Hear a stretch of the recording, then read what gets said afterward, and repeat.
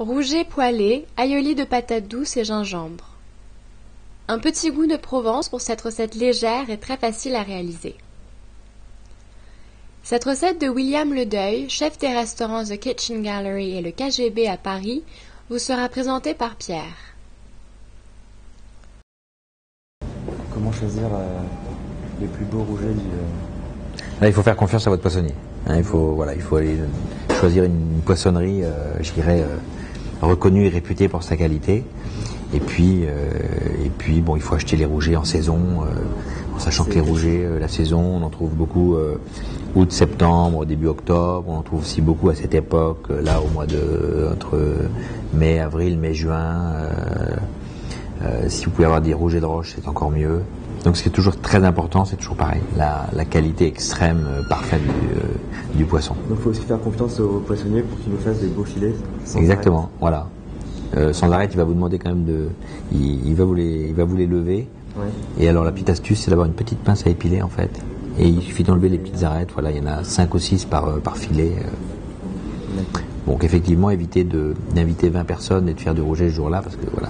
Mais pour 4-5 invités, ça va. D'accord. J'ai vu qu'il y avait 2 sortes de patates douces. Oui. Une avec la chair blanche et une avec la chair un peu plus rose. Oui, orangée. Donc orangée. Donc c'est laquelle en fait qu'il faudrait utiliser Alors il faut pour faire ce condiment, il faut prendre la patate douce orangée, parce que c'est la moins farineuse des deux. D'accord. Voilà. L'autre est exactement. On a quelque chose de plus fluide, de plus onctueux pour l'aïoli, alors que la blanche est très bonne en goût, mais plus en tant que légume, parce que sinon elle est beaucoup plus farineuse. Et pour prendre une bonne patate douce à chair orangée on les trouve facilement en fait. Voilà, il y a une variété, c'est à peu près toujours la même qu'on trouve partout.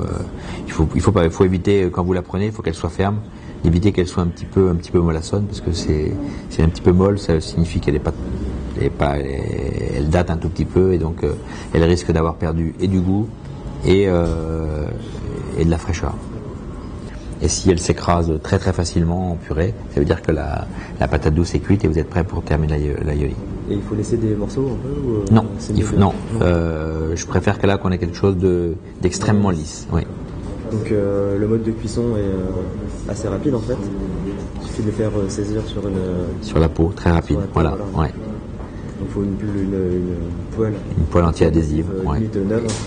Complètement neuve. Voilà, on met pas du tout de matière grasse, on la fait chauffer. C'est fort, et puis après on pose les filets de rouget, on baisse le feu, parce que c'est mieux. Feu très vif Feu très vif au départ, bien chauffer la poêle, et après une fois que les rougets sont dedans, c'est de baisser un petit peu l'intensité, parce que en fait ça cuit trop fort et ça brûle un peu la graisse du poisson, qui donne, moi j'aime pas tellement le parfum de graisse cuite des poissons. Donc après on baisse le feu, on cuit plus doucement. D'accord. Et oui, donc en fait il y a deux cuissons. Donc ça c'est la première cuisson, et ensuite il y a la cuisson au niveau du four. Donc ça c'est une fois que les invités sont là, on repasse nos rougets. Voilà, exactement. Four, donc il y a un petit timing. Bon, ça va dépendre un peu de la taille des rougets, mais en général c'est très, alors pour les recuire, effectivement, on les passe sous le grill, et je veux dire, bon, 2-3 minutes à peu près suivant la taille, ça permet justement de les terminer.